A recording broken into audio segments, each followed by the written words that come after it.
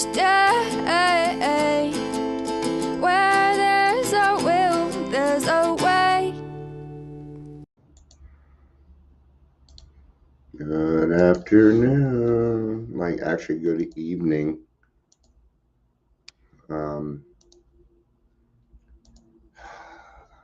Oh, I have 2 more subscribers. Live now, 4:35 time. Okay.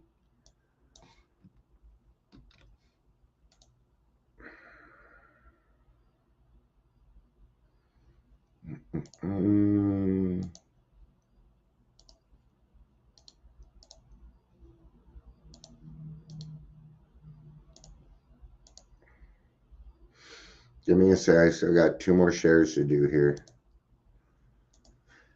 I'm still not allowed to go live. They won't even respond to my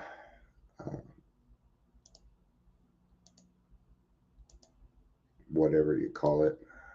Doesn't matter anymore. All right, we're done doing that. Phew.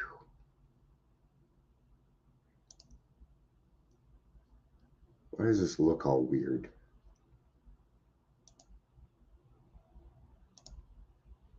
There we go. Oh, because I had it switched from yesterday. All right. Happy Friday. If you're sober today, good job. It's Friday, man. Everybody stays. We usually lose 10 to 20% of people in AA on Fridays, especially if it's payday and it's nice. Yep. Friday is the #1 slipping day. Yep. My wife's going out of town.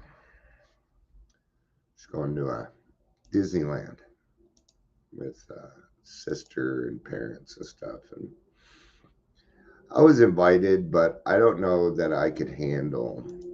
I don't know that I could handle Disneyland. So I know it's gonna be paid for and stuff, but yeah. Save your money, Paul. And go get some. Take the money. Use some. Get you some nice Mickey Mouse T-shirts or something.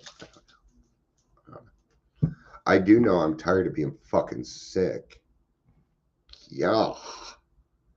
Hi, Amber. Good. I finally had timing one day. Several of us hung out after the 3 o'clock and talked about mental illness and being on certain meds and things like that. So just getting to know people. Yeah, it's neat because there's one young lady in particular who's just done a lot of growing, and I'm so proud of her. I am. It is not easy to overcome these mental illnesses. And when I start seeing young men and women create strong boundaries, it makes me so happy. It makes me so happy because I know what kind of life you're going to lead, and I know that you're going to break generational curses, and I know that, and it's going to be beautiful. I may not be able to see it, but I know what's in store for you, and I love that. Yeah, I noticed it because I let you in the meeting a couple times. Welcome to Daily Trudge. My name is Dion. We're going to be reading straight out of the big book today. More about alcoholism. If you're here, please say hello. It does suck because there are several people that are like, gosh, Dion, I wish I could see you by. Yeah. What are you going to do? I made another Facebook account, but they won't let me go live until you got 30 days because somebody already tried to cheat the system. I just noticed that whenever you try and even if somebody did something wrong and you try and circumvent the system, it still isn't any good. Just because it feels justified doesn't mean it's any good. I'm going to mute here. I'm going to mute here for a second.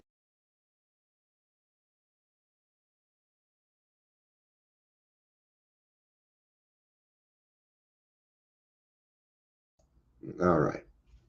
And then my screen's like, are you not getting any sound? All right. Let's get started. I'll do the best that I can. I'm so tired. Yeah, yeah. I know you know, because, yeah, you and I, well, we go to the same places, and you know who I'm talking about. And it's just neat, because there were people that talked shit. They did this. And I'm like, no. I tell you right now, the people that overcome mental illnesses are the people that keep AA alive. They're the people that do 80% of the work. A lot of times. Because they feel so relieved that they want you to have it too. Because they don't want to be alone. See, it's selfish, but it's a good selfish. Yeah. I'm proud of a lot of people. All right. Chapter 3, more about alcoholism. Most of us have been unwilling to admit we're a real alcoholic. Real alcoholic. Am I a real alcoholic? Well, you're either alcoholic or you're not. It's kind of a thing. Sure, we have different stages and things like that, but you get to decide.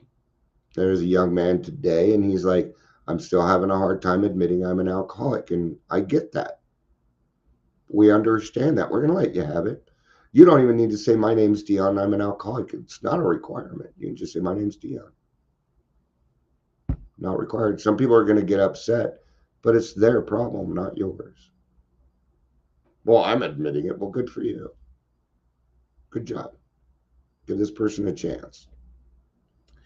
No person likes to think he is bodily and mentally different from his fellows from the time we're born. I wanted to fit in with my peers. Yes, I did. I would change my clothes type. I would change how I look, how I acted just to try and fit in. It never worked. Why? Because it was always fake. And children notice that shit. They pick up on that. You know, I just wanted to fit in. I give fuck less about trying to drink like you. I just wanted to fit in. I never tried to drink like a normal person. Never. I always knew I was an alcoholic. I saw it as another name calling, so I just said, I figured, you know what? I'll fucking show you alcoholic. I was 14. I'll show you alcoholic, motherfuckers. I wasn't even legal age to drink or even smoke yet, but I had access to alcohol. My mother was an alcoholic.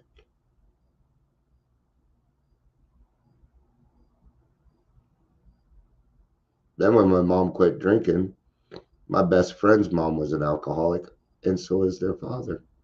I always had access to alcohol. Easy. If I didn't get a hold of it, we used to do what was called box of beer.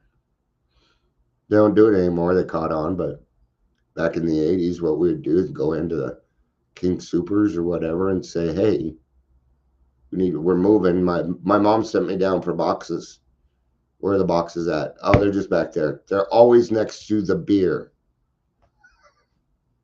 So you put a couple boxes on the cart, and then you put a couple 12 packs, and then you pile on a bunch of empty boxes, and you walk right out. I called it box of beer. It ain't gonna work now, just so you know. Therefore, it's not surprising that our drinking careers have been characterized by countless vain attempts to prove we could drink like other people. Never went through it. The idea that somehow, someday he will control and enjoy his drinking is the great obsession of every abnormal drinker. Not this one. I never wanted to try and control it. Never, ever tried. I never sat down, ever, ever, ever, with the intention of having one. I thought that was stupid. I knew I was an alcoholic. I was unwilling to do anything about it. Right? So I don't quite believe this. It did not fit me. But what does fit, no person likes to think he's bodily and mentally different from his fellows. That fit me. Okay. Now, the reason that we picked that is so that we will be accepted as a working member of society. It ain't gonna work. Ain't gonna happen. Not while we are in our booze. Okay. The real thing is you were just trying to fucking fit in like everybody else. You didn't want to be you don't want to be abnormal. They put people like that away. Talk crazy. You ever heard of a 72-hour hold? Yeah. No wonder. No wonder.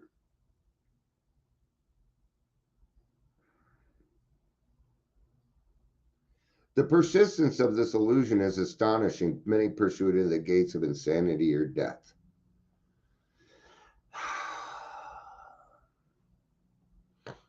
So, what it comes down to is we alcoholics are extremists. I am. And I'm going to take anything to the extreme. If there's nothing there to interrupt that, like a closed mouth friend or my higher power, then I will follow that illusion.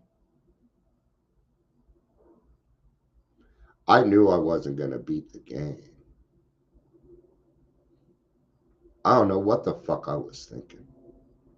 I don't know. It's the best answer I can come up with. I knew all this.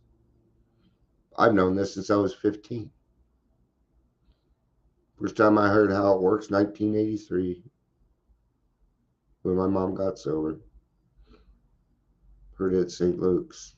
She didn't get sober at St. Luke's, was she? Did she get St. Luke's? I don't remember. We learned that we had to fully concede to our innermost selves that we were alcoholic. This was the first step in recovery. The delusion we are like other people or presently maybe has to be smashed. And I got that. That I got. Because I'm not like other people. I'm not even close to like other people. I do not fit any type of norm. There's no norm for me. I don't know what's normal. The only normal I know is the cycle on my washing machine. And even then, they've turned that to medium instead of normal. What is normal? There is no normal. Everybody has something that they're going through. Everybody has some kind of addiction. Show me a human being, I'll show you an addiction. Show me a man, I'll show you an anger problem. Show me a woman, I'll show you a depression problem. See, they tag us with this shit when we're younger. Little girls, it's usually depression. Boys, it's, oh, they've got too much energy. No, just let them go out and play. Play in the dirt. Let them come back messy. Give them a bath.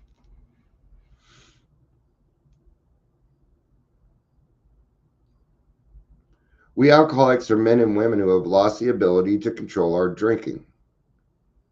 I have never been able to, there was not any point in my life at which my drinking was controlled. Ever. Never, ever. No, that just never happened to me. What am I doing? I'm being totally honest with myself. I just wanted to get drunk. I just wanted to get drunk, period. Anymore, I don't even know why. Okay? I was avoiding a lot of things. It's really all I can give you. I don't know. But I do know why I'm sober. I know for a fact why I'm sober because I can help when no one else can. And I absolutely believe that because I have experienced it over and over and over again.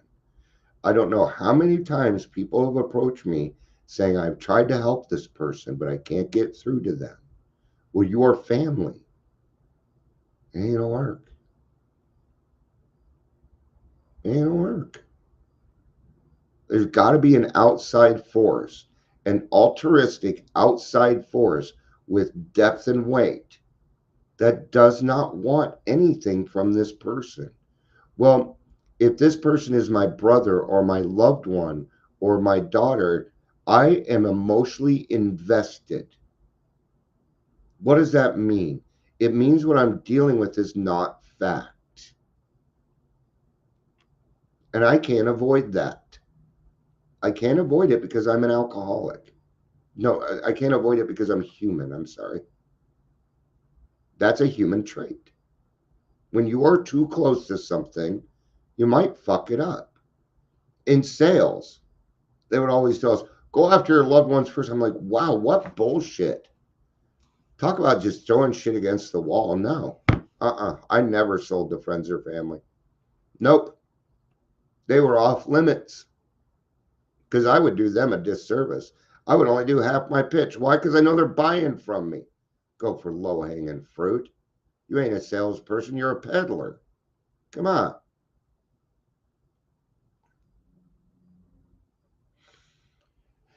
All of us felt at times we were regaining control, no. But such intervals, usually brief, were inevitably followed by still less control, which led in time to pitiful and incomprehensible demoralization. This is a matter for some of us of not reaching our goals. It's what it is. We don't have any success in our lives, and therefore the self-pity is the dominant feature in my life. Self-pity. Man, what a great reason to drink. Let me rephrase that. What a great excuse to drink. What a horrible excuse to drink. An excuse is an excuse is an excuse. Okay? It isn't so much. It isn't so much that I don't miss the alcohol.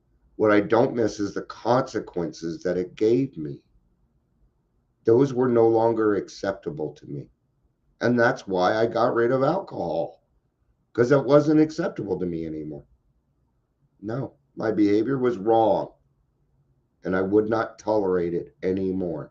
It was death or sobriety, period. I had taken myself to that place. We are convinced to a man that alcoholics of our type are in the grip of a progressive illness. Over any considerable time, we get worse, never better. The thing about our illness is this also, and here again, we're at sobriety and recovery. Now, if I just get sober and I don't do anything else, like bring the 12 steps or maybe go to church or smart recovery, celebrate recovery, wellbriety, those are the ones that I support. Your disease will progress whether you're drinking or not. You do not need alcoholism will progress without alcohol. It's the lying, the cheating, the manipulation, the lying. It's the lying.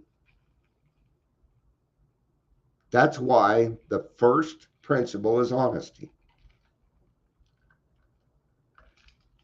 I wouldn't tell a newcomer that, though. What do we do with newcomers? They're full of shit. I was full of shit when I got here. You let them be as honest as they can. Give them that. Because when people let me be as honest as I could at the time, even though I was full of it, it made me feel better about telling the truth more and more. That's why there's no crosstalk in AA. That's why. Okay. Which can be kind of hard when you have somebody with 2-3 days and they're like, oh, I only got 2 days. And you guys got, and you're over there going, man, you got 2 fucking days. I can't believe it. I usually use chat for that if I'm in that, or I wait till after the meeting. Sometimes I will double dip if I'm allowed. And I will say something like 2 days is more than 8 years. And everybody in the room will be like, yeah, to support that person. You bet. Bet. That, what is that? It's experience, strength, and hope. Do you remember when you were sitting there feeling like a piece of shit and you thought the world was just, you thought the world was going to, the worst thing in the world was going to happen to you? The worst things. What if that's the incomprehensible demoralization? Two $10 words in a row.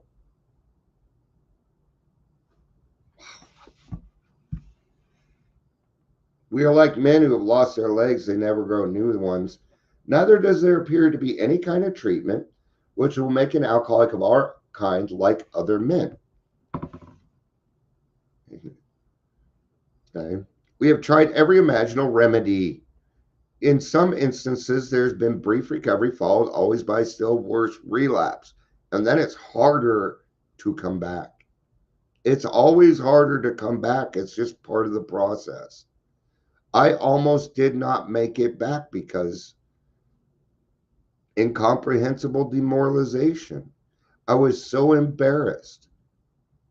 Okay, these were people I had known since I was 19, and I felt like I had failed everyone. But I sat there with my humility, and they said, "Dion, we don't not love you. We still love you. You bet we do. We love you, Dion." I didn't believe them for a long time. I didn't believe them. Then one day, I believed them.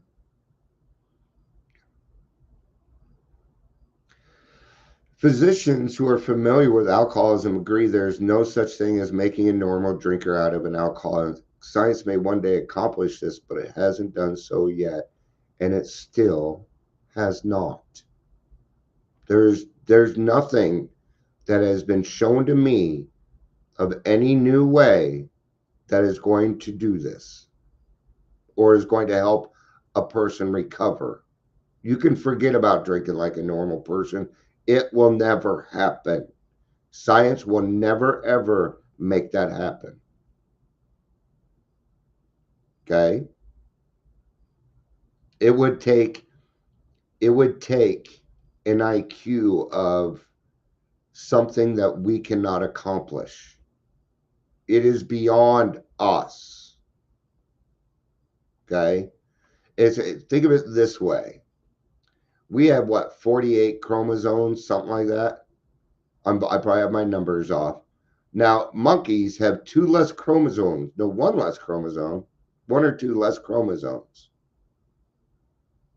But if I say to a monkey, please take this book and put it away, it's not going to understand me. So just imagine that there's something out there that has one more chromosome than you do. We cannot understand what they are saying. It would be beyond me. Now, that's just an example. Okay. I don't even know if I'm right on the numbers, but the example shows us. Right? Are we the smartest beings on the earth? Oh, I don't know. I don't know. I see a lot of things going on that make me wonder whether being smarter is necessarily the way. Oh, okay.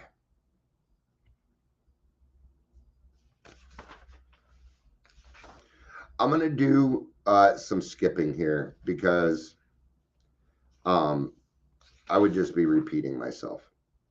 All right. All right. A man of 30 was doing a great deal of spree drinking. He was very nervous in the morning after these bouts and quieted himself with more liquor.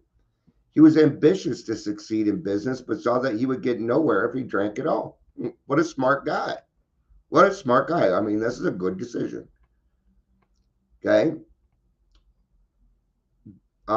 Once he started, he had no control whatever. He made up his mind that until he had been successful in business and had retired, he would not touch another drop. Now, I'm going to tell you, this person is an alcoholic, but they haven't reached the stages of needing it when you get up yet. Okay. And they didn't replace it with something. So what happened? Well, let's find out. Let's find out. Um, he decided, he made up his mind that until he had been successful in business and had retired, he would not touch another drop. We call that a lurking notion. And if you have a lurking notion, your alcoholism will progress because you got a lurking notion. You have a plan to drink again. Well, when my daughter gets married, it's usually a circumstance or a goal that we make in our lives that says, if I do this, then therefore I am qualified to drink like other people. I'm going to tell you, time will never qualify you. From my experience, okay? Time will never ever qualify you for any of it. So just accept that and keep it in mind. Okay? He remained bone dry for 20 years. Oh, an exceptional man. Got to put that part in there. Because sure, he was exceptional. He was an alcoholic, but I bet he was a dick. I bet he was really angry. He remained bone dry for 25 years and retired at the age of 55 after a successful and happy business career. Then he fell victim to belief, which practically every alcoholic that in his long period of sobriety and self-discipline had qualified him to drink as other men. There it is. And I get that. I understand that. My brain understands it. So I must be one. I must be one. Because when normies read this, they go, what the fuck's your problem? Out came the carpet slippers in a bottle. In 2 months, he was hospitalized, puzzled and humiliated. 2 months. His disease had been progressing the whole time because he did not interrupt it with what he didn't do. He failed to enlarge his spiritual status. He did not work on his spiritual malady. 2 months he was hospitalized, puzzled and humiliated. He tried to regulate his drinking for a while, making several trips to the hospital meantime. Then, gathering all his forces, he attempted to stop altogether and found he could not. Every means of solving his problem, which money could buy, was at his disposal. Every attempt failed. Though a robust man at retirement, he went to pieces quickly and was dead in 4 years from alcoholism. I am not exempt, but for the grace of God go I. You know, I can't stand those videos where they're using somebody who's stumbling down the street and we're laughing. It makes it even worse when you're in recovery because, but for the grace of God go I. And that is a fucking child of God. And you're laughing at them because they have a spiritual malady. I can't go for that, man. You know why we laugh? Because it makes us uncomfortable. Because we fear. You still fear. That's why we laugh. Now, I'm all up for a good joke. I am. But if it means name calling or depicting somebody else's problems so that we can feel better, that's not comedy. And any comic will tell you that. I very much love comics. It's an art. It's an art. Just like here, this is my art. This is what I'm good at. Now, if you ask me to draw something, you're going to get a stick figure. Right? I just sent Amber a little heart yesterday, and it was all jacked up. Okay? But it looked like one. It was close. She got a stick figure heart, right? All right, this contains a powerful lesson. Most of us have believed that if we remain sober for a long stretch, we could thereafter drink normally. I did that, but I knew. But I'll tell you what I did. I went to other people that helped me justify it. That's what I did. And these were people that still wanted me to drink. Did you really have a drinking problem, Dion? I mean, heck, you were 18.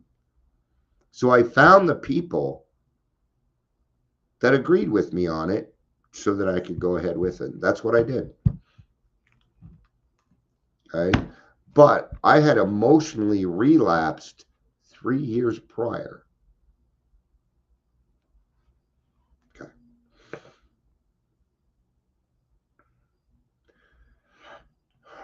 But here's a man who at 35 found he was just where he left off at 30.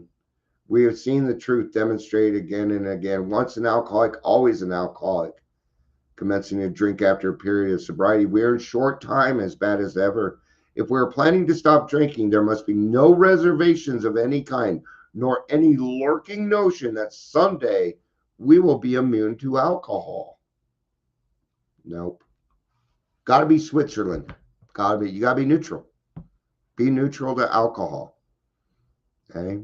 I don't think about alcohol at all. The only time I think about it is when I go to AA meetings. Well, I guess I think about it all the time then. This is pretty much all I do anymore. But outside of here, I'm not alcohol. When I think of problems, alcohol is no longer a part of it. It is also no longer a part of my solution. I have a solution. And it's my higher power. And it has worked tremendously for me. Tremendously, man. So well that I want to give it I want everybody to have it. Now I can't run around yelling from the rooftops. I mean, I'm not everybody's cup of tea and things like that, but I'm gonna do everything that I can every day to help a person. It's what I'm doing here right now. It's very selfish. Yeah. So I was talking to my sponsee yesterday, and I told him from the beginning, I do this because I'm selfish. You're gonna keep me sober. And yesterday we were kind of talking about it, and he goes, "You're welcome." I'm like, "Oh my God." He was on a roll yesterday. It was pretty fucking funny. Yeah. Good kid, man. I'm so fucking proud of him. Yesterday I got to let him off the leash. I said, "Okay, time for you to start looking for sponsees." And he goes, "And how do I do that?" Because he's fucking with me. Young people may, encouraged by this man's experience, think they can stop as he did on their own willpower. We doubt many if many of them can do it because none will really want to stop, and hardly one of them, because of the peculiar mental twist already acquired, will find he can win out. Several of our crowd, men of 30 or less, have been drinking only a few years, but found themselves as helpless as to those who have been drinking 20 years. Yeah. And it's about to talk about women. Alcohol takes women fast. That's why there's more young women, more of the young people in the program are women. For the last 2 years, I watched more women come into the program than men. And part of it is the emotional sobriety, which I think is great. I think it's great. If our numbers are evening out to where 50% are women, I think that's tremendous, man. I do. Because for a long time, it's been nothing but men and a sprinkling of women. And we need both.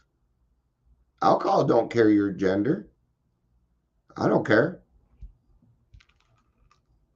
To be gravely effective, one does not necessarily have to drink a long time, nor take the quantity some of us have. This is particularly true of women.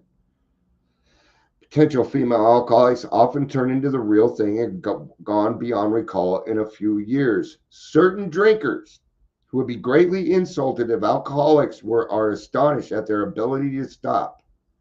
We who are familiar with the symptoms see large numbers of potential alcoholics among young people everywhere, but try and get them to see it.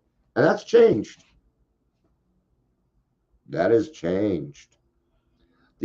Some of these newer generations, beyond the baby boomers, I mean, it kind of started with Gen X, where we started to dig into our feelings a little bit. I'm one of those Gen Xers where I'm willing to talk about my feelings, but most Gen Xers don't know how. They weren't taught. See, the good thing about what my parents did when I was 13 is I had to start going to therapy. And when I went into Mount Airy Psychiatric Center, they taught me meditation. They taught me different techniques with my anger. They taught me a lot of things, which I still use to this day.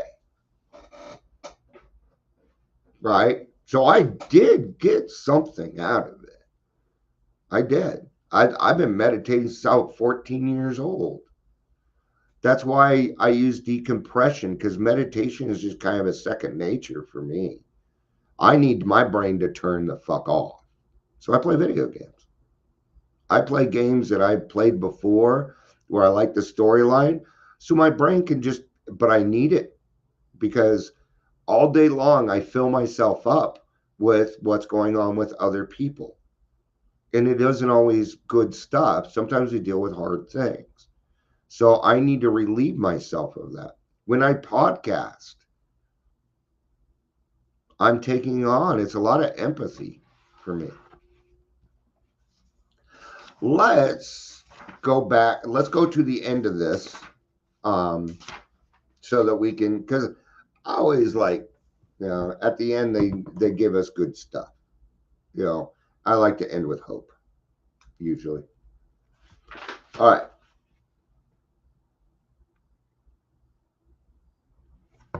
Yeah.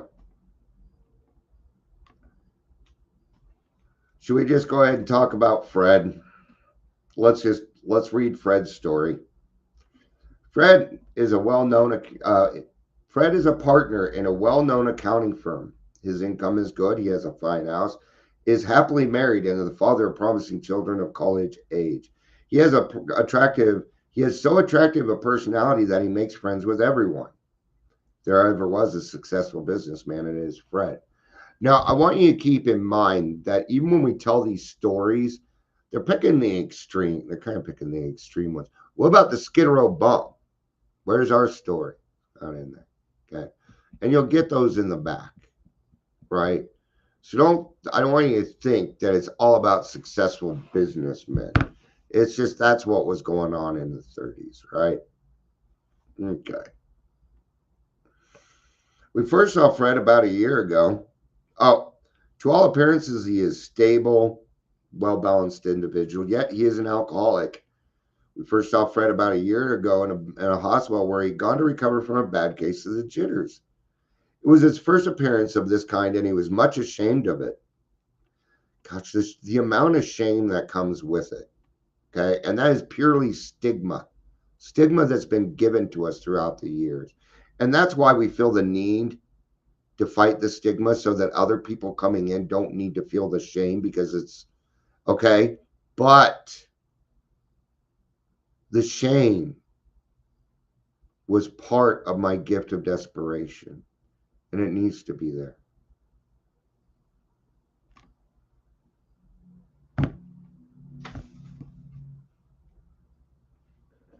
It's a part. My shame was the touchstone of pain that made me change. Can't fight stigma. It ain't gonna work. Don't even try and educate people on stigma. People will not listen to me going around telling you what you're doing wrong. They will not tolerate it. It won't work. We tried. Instead, go to meetings and help the willing. Stay in our lane. This whole recovery month has been like, let's get rid of the stigma. What a useless waste of our time. How about we go help another alcoholic? Oh, how about we put up a detox? How about we have some AA meetings? And then when that person is willing, we will be there for them. How about that? Yeah, we could do that. Far from admitting he was an alcoholic, he told himself he came to the hospital to rest his nerves. The doctor intimated strongly that he might be worse than he realized. For a few days, he was depressed about his condition. He made up his mind to quit drinking altogether. It never occurred to him that he could not do so. In spite of his character and standing, Fred would not believe himself an alcoholic, much less accept a spiritual remedy for his problem. We told him what we knew about alcoholism. He was interested and conceded that he had some of the symptoms, but he was a long way from admitting that he could do nothing about it himself. And I get this. He was positive that his humiliating experience plus the knowledge he had acquired would help keep him sober the rest of his life. Self-knowledge would fix that. I get it. Why? That shame may make him change. Right? We call these phases. Phases usually end after about 23. Okay? So this is not a phase anymore. It's not just, but he has been taught, I'm a man, I need to be self-sustaining. Okay? And he has the right idea, but the cart's before the horse, isn't it? Well, I could do this alone. And that's where we fall into the trap.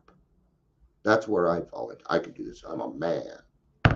Any guy that says I'm a man has a huge self-esteem problem. How do I know? Because I did it. We heard no more of Fred for a while. One day we were told he was back in the hospital. This time he was quite shaky. He soon indicated he was anxious to see us. The story he told us was most instructive, for here was a chap absolutely convinced he had to stop drinking, who had no excuse for drinking, who exhibited splendid judgment and determination in all his other concerns. Yet he was flat on his back.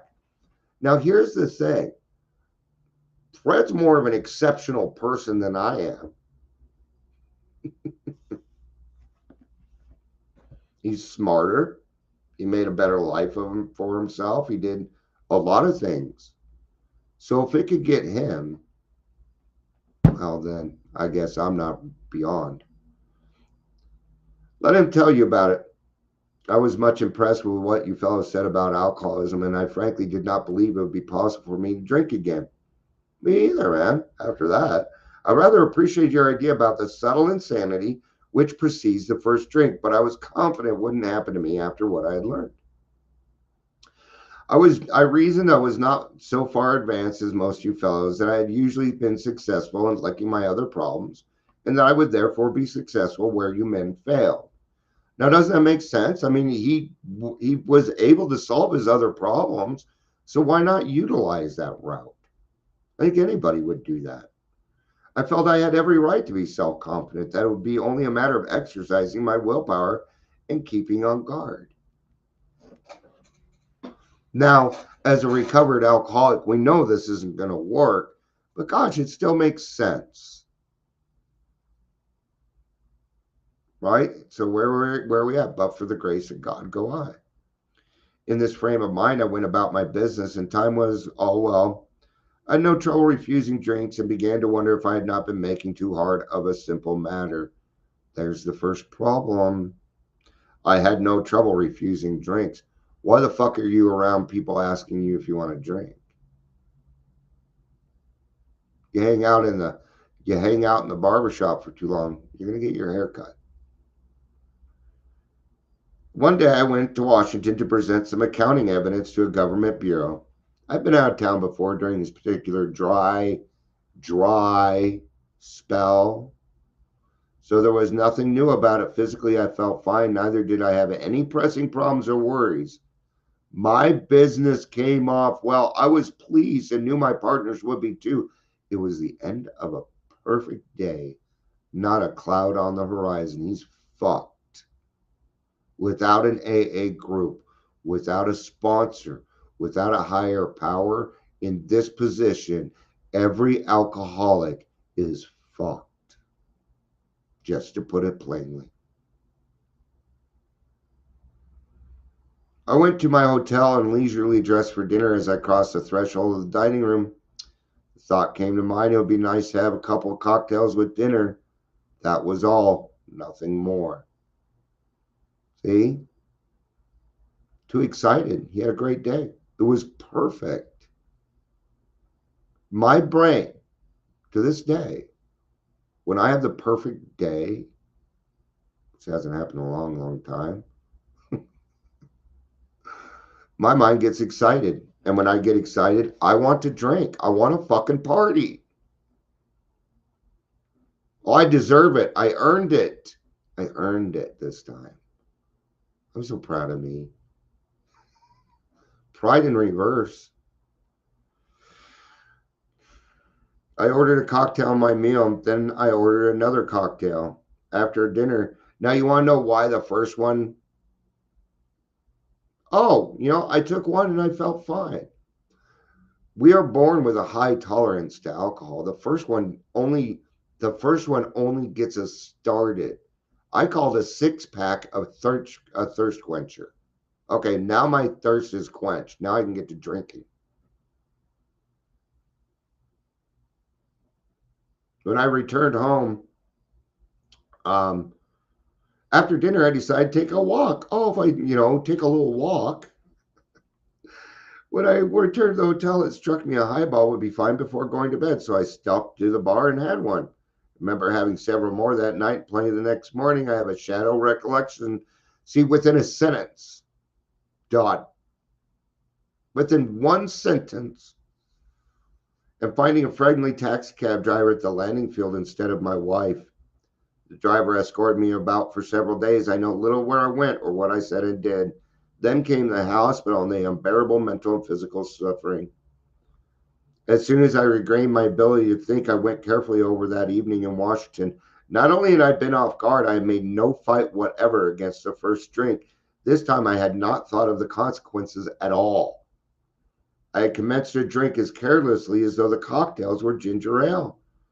I now remembered what my alcoholic friends had told me, how they prophesied that I had an alcoholic mind. The time and place would come. I would drink again. They had said that they had said that though I did raise a defense, it would one day give way before some trivial reason for having a drink. It's this: the little shit kills. The little shit will kill you. Well, that did happen, and more for what I have learned in alcoholism did not occur to me at all. I knew from that moment that I had an alcoholic mind. I saw that the willpower, self-knowledge would not help me in those strange mental blank spots. I've never been able to understand people who said the problem had them hopelessly defeated. I knew then, and it was a crushing blow. Two of the members of Alcoholics Anonymous came to see me. They grinned, which I did not like so much, and then asked me if I thought myself an alcoholic and if I were really licked this time. Okay, now they were grinning because they know what's coming next. That's why they were grinning, because they knew they were bringing another person back into the fold. Now, he wouldn't have called on them if they would have tried to, go beyond planting the seed. But all they did was plant the seed and waited. In this case, I had to concede both propositions. They piled on me heaps of evidence to the effect that an alcoholic mentality such as I had exhibited in Washington was a hopeless condition. They cited cases of their own experiences by the dozen. This process snuffed out the last flicker of conviction that I could do the job myself. Then they outlined the spiritual answer and program of action, which 100 of them had followed successfully. Though I had only been a nominal churchman, their proposals were not intellectually hard to swallow, but the program of action, though entirely sensible, was pretty drastic. Meant I would have to throw several lifelong conceptions out the window. That was not easy, but the moment I made up my mind to go through with the process, I had the curious feeling that my alcoholic condition was relieved, as in fact it proved to be. Quite as important was the discovery that spiritual principles would solve all my problems. I have since been brought into the way of living infinitely more satisfying and, I hope, more useful than life I lived before. My old manner of life was by no means a bad one, but I would not exchange its best moments for the worst I have now. I would not go back to it even if I could. I'm not going to compare what goes on with me with what happened before. I had some pretty good fucking times before I got sober. It didn't all have to do with drinking. But I still wouldn't exchange it either. Fred's story speaks for itself. We hope it strikes home to thousands like him. He had only felt the first nip of the ringer. That's true. Most alcoholics have to be pretty badly mangled before they really commence to solve their problems. I was one of those. And it's not required. Please don't. Please don't. Please, please, please, please. I want you all to stay. I'm tired of losing friends to this disease, but it's not over. Many doctors and psychiatrists agree with our conclusion. One of these members, staff member of a world-renowned hospital, recently made this statement to some of us. What you say about the general hopelessness of the average alcoholic flight is, in my opinion, correct. As the two of you men whose stories I have heard, there is no doubt in my mind that you are 100% hopeless, apart from divine help. Had you offered yourself as patients at this hospital, I would not have taken you if I had been able to avoid it. Okay? Now you wonder why hospitals don't really like us. This still happens. They turn people away all the time that are drinking and stuff. And people like you are too heartbreaking. Not only that, but I'm kind of a dick. Especially when you strap me down and you got 4 or 5 people strapped down. Oh man, that room can become bad. That's why detox is important. Detox should be utilized before hospitals. All right. Though not a religious person, I have profound respect for the spiritual approach in such cases as yours. For most cases, there's virtually no other solution. Okay, so when he says, I would not have taken you, I'm going to tell you something. I will. And that's the difference. See, it doesn't bother me. You know how many names I got called when I was working at Detox? A lot. Especially when they're like, can I smoke? And you're like, no, I'm sorry. You're going to get called names. Yeah. And you're going to have to take it. But see, the difference between me and the other people working there was they're kind of right.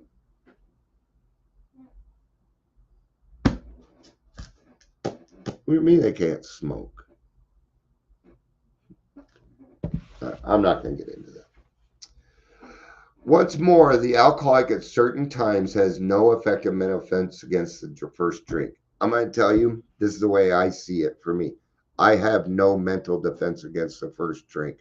I don't even want to I don't even want my brain to have a chance to fool itself, if that makes sense. I have no mental defense against the first drink at any given moment. So I let God handle it at all times. And it works very well. Except in a few rare cases, neither he nor any other human can provide such a defense. His defense must come from a higher power. I can't get people sober. I can lead. I mean, I couldn't even get myself sober. What makes you think I can, what makes me think I can get somebody else sober? No, I am a good example of recovery. That's it. I don't need to be more than that anymore. I don't need to be singled out for any particular thing. Why? Because I want everybody to be a part of it. If I am singled out, it's wrong. It means I don't have enough people around. That's what that means to me. Right? I don't want to win an award and everybody go, oh great. No, I want all of us. That's what I want.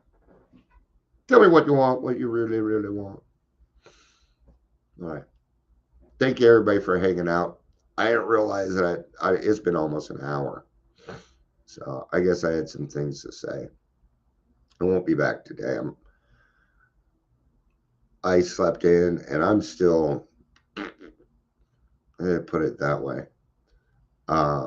It goes, yeah, let's just say I'm not leaving the house.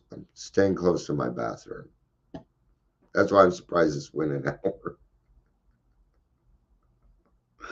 All right. Now, even though I've been sick, I've done pretty good with having a good attitude, and that has helped me a lot. So, yeah. All right. And it helps that, every now it's like every time I'm turning around now, my kids are doing something that's just that I appreciate. I've noticed that a lot lately. What I've liked lately is that I'm seeing a lot more good things going on than all the bullshit. Um, I got rid of about 90% of my friends on Facebook, and it's made a difference. I just I have little tolerance for bullshit. It's something because it says that I have to be patient, tolerant, kindliness, and kind and loving, right? But that doesn't mean I have to tolerate it. There's a difference between tolerance and tolerate. One has strong boundaries, right? And as you get older, you will feel the need to give it away more and more and more and more. It's the part, it's a survival thing that when I'm gone, I still want to live on in word or in my art. I want to leave something behind so that people went, did you know Dion? He was a good dude, man. I'd like that. It may not happen, or it may just happen amongst some people. No, I know one thing. When I got here, I didn't have 6 people to carry my casket. Now I'm pretty sure I could probably find enough people. That's the difference. I love you. And if you don't love yourself today, then you can have mine. I've got plenty. Got plenty today. So you can take my love and I can love you. If you don't love you yet, that's okay. I understand. There's enough love in AA to keep you going. Peace out and have a day.